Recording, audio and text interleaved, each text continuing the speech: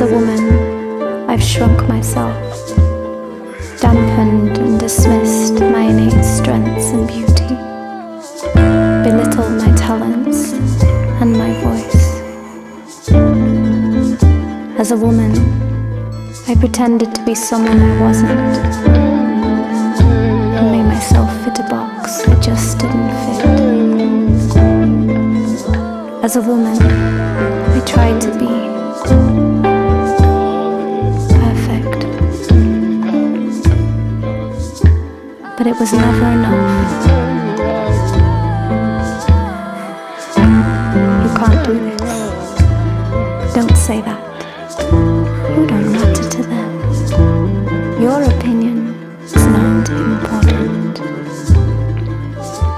And those were the voices that kept my spirit from soaring, and my expression contracted and cautious.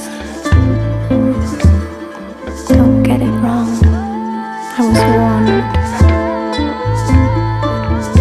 Until I started piece by piece and day by day to see a different woman, to feel and most importantly be a different woman, a woman with strength, a woman with courage, a woman determined to be